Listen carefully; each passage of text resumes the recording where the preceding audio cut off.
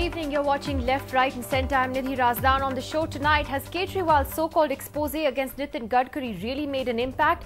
And as his prime-time press conferences make headlines every week, what is the alternative that Kejriwal is actually offering? Also tonight, the IAS officer at the centre of the Vadra rout joins us on the programme as we debate whether bureaucrats should have fixed tenures to avoid arbitrary transfers. But first tonight, in this age of press conference naming and shaming as it's now being called, today ex-Mumbai cop turned activist YP Singh had the media's attention as he accused Sharad Pawar of his own land scam by illegally acquiring land for Lavasa. It's an old allegation that has resurfaced today. Mr. Singh says Kejriwal has a soft spot for Sharad Pawar and deliberately held back this information. और इससे आप खुद ही जज करेंगे कि इससे हजारों गुना बड़ा स्कैम, वो इरिगेशन स्कैम, उसके तथ्य उन्होंने मीडिया में सविस्तार नहीं रखे और जो एक छोटा सा केस है जिसमें कानूनी त्रुटियां हैं, ये केस को है उन्होंने आगे बढ़ाने का किया। इससे जो है मुझे लगता था कि ये मेरा कर्तव्य बनता है कि जब इतना बड़ा एक राजनेता इसमें इन्वॉल्व है तो ये जनता के समक्ष ये रखना जरूरी है। But as far as reactions go, the ones to Arvind Kejriwal's allegations against Nitin Gadkari haven't really evoked the kind of response that many expected.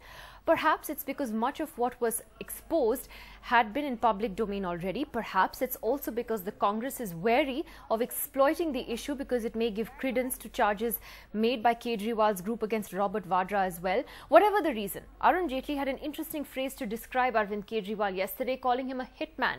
The question is, as this hitman targets other politicians week after week, what is the alternative that he is offering? That is the first question that we're asking on the program tonight. Joining us on the show this evening, we have the BJP's leader of the opposition in the Rajya Sabha, Mr. Ravi Shankar Prasad. From the NCP, we have Mr. Majid Memon. We have Preeti Menon, member of the India Against Corruption team, and senior journalist Ashok Malik. I first wanted to ask Mr. Ravi Shankar Prasad about Sharad Pawar's comments today. Mr. Pawar has been reported as saying, Mr. Prasad, that Gadkari has done no wrong. He was helping farmers and that he and I will be together in developing Maharashtra. Did that support from Mr. Pawar surprise you? Well, it is entirely for Mr. Pawar to explain as to what circumstances he has said. But as far as the campaign of India against corruption is concerned, our position, Nidhi, is very clear. The country needs a civil society. Now that group is trying to become a political party. Good luck to them.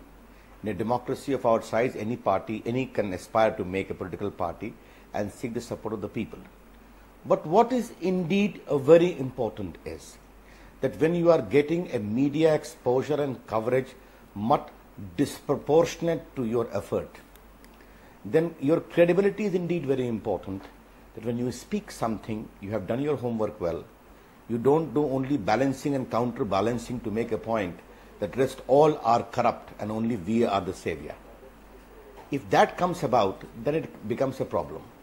And you talked about Arun Jaitley. Yesterday what happened, unfortunately, India Against Corruption became a victim of that only. Because the issue is how you articulate a particular issue with particular facts and with particular evidence. That is indeed very important. On the larger issue, Nidhi, India is a very big country. We all have put in 30 years of activism in public life, over the years starting from student life, and then we have been able to make a position as we are expected to in the country's political life.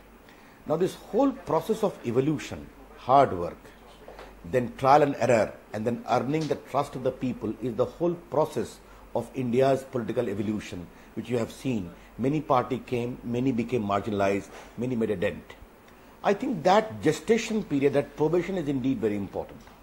And when you allow yourself to grow in that process, there are certain well-defined do's and don'ts, where credibility is important, where integrity is important, and where you are able to generate a trust. I think you make an important point there about the blaze of publicity right now that Mr. Kejriwal's unnamed political party has. And I just want to ask Ashok Malik, why do you think that this Gadkari so-called expose has not had the same impact? It's just not had the kind of bombshell reaction as some of the other press conferences. There are two reasons. Because frankly, there are no windfall gains for Mr. Gadkari. Okay, it's not like he's set up a commercial entity. It's not like the case is different from, say, Mr. Vadra's case, where he's accused of making windfall gains and in resorting to sort of a commercial transaction. Mr. Gadkari says he's helping farmers. I would compare Mr. Gadkari's case to actually Salman Khurshid's case, which he's also trying to help people, and there are minor discrepancies possibly in the way he's executed his projects. But there's one point I'd like to make. Both Mr. Gadkari in Maharashtra and in this region and Mr. Salman Khurshid in UP are seeking elections now or in the near future. They are both being helped by the state in some way to further their career, in a sense, because they are helping people, farmers in one case, disabled people in another case, but they will go back to them and their families in a few months to seek votes.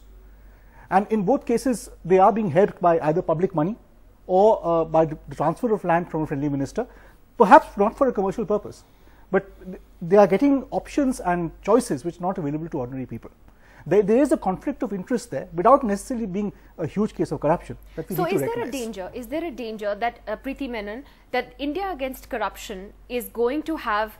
You made a big impact with the allegations against Robert Vadra. Now the media is also independently investigating and following up on that. But is there a danger that you will end up becoming a group that has these prime time press conferences and a lot of bluster, but nothing concrete to follow up on as an organization?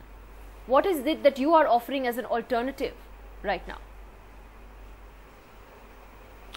I'm sure that's what the political parties would like to portray, that all the accusations that are made against them are nothing of importance.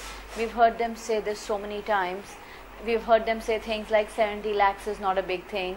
We've heard them say things like 100 acres on lease is not really big enough. So unless it's thousands of acres or it's crores and crores of scams, they don't give it any importance. Not that those bigger scams get punished either. Our strategy is very simple. We have been demanding a Lokpal which will punish these perpetrators. We're not getting that. So it's time now to make these perpetrators, to expose them in public. That let the public see that these are the people who have been eroding our nation. They have been looting our resources. And then we will give a political option from within the nation. People will rise. We are seeing it happen. And I'm sure that will happen very shortly. You'll all see it. But what is that option? I'm asking you because even this kind of vision document that Arvind Kejriwal presented, and now you cannot say these politicians because you are a political party too. You don't have a name right now, but you are a political entity as well. Beyond saying that we will not take Lal Batti's cars and those kind of perks, what is the vision that you stand for? Or what is the alternative that you're offering people? The alternative that we would like to offer is accountability.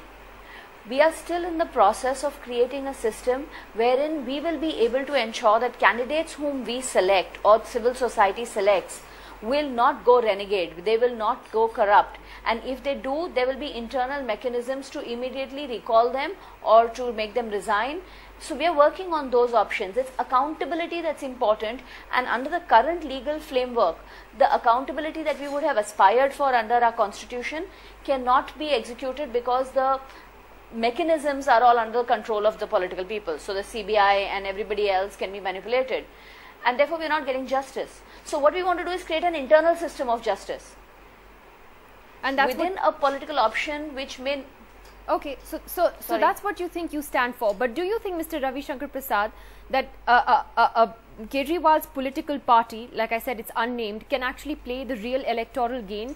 I mean, you talked about the kind of work that's put in at the grassroots for decades before you come to the position that you come to. But can Arvind Kejriwal make enough of a dent to be a voice in Parliament, you think? Well, good luck to him. He can make an effort. Nidhi, let me give you certain instances. They talked about accountability. You know it very well. The notorious fodder scam in Bihar was exposed by me. I argued the PIL. Sushil Modi, the present deputy CM, was the petitioner. The bituminous scam, again I exposed in Bihar, having attendant consequences in leading to a change of the entire political geography of Bihar. Now, the first thing we need to understand is very important. The people of the country now are very powerful. They know they can unseat any political leader, howsoever popular, and any political party, howsoever powerful, from the seat of power in Delhi or in a state. We have seen it happening in Delhi, we have seen happening also in Bihar and also happening in Bengal. That is a very positive fallout of India's democratic evolution. And this process of accountability is there. Again, wishing good luck to this India against corruption movement and their political avatar. But yes, they have to evolve. Since they are now a political formulation, let me make their comment. Why has Anna Hazare separated from them? Why has Kiran Bedi chose not to associate with them? Accountability has also to go within. Introspection has also to go within. That is indeed very important. Now, as far as there are some of the ideas which the representative has spoke about, being an activist of JP movement, having opposed the emergency, let me tell you, as tall a leader as Loknayak Jayaprakash Narayan toyed with these ideas, grassroots democracy, right of recall, selecting people, and ultimately he felt that some of these ideas are not relevant because the whole evolution of Indian democracy should be left to be judged by the people themselves who know the worth of their franchise. In 1977, they even defeated Indira Gandhi. Now, all these issues, and Nidhi, I am a very great supporter of India's democracy. Allow me to make that point on the channel. I always say, people of the country trust a political party or a leader at the national level or at the regional level to the power of their vote.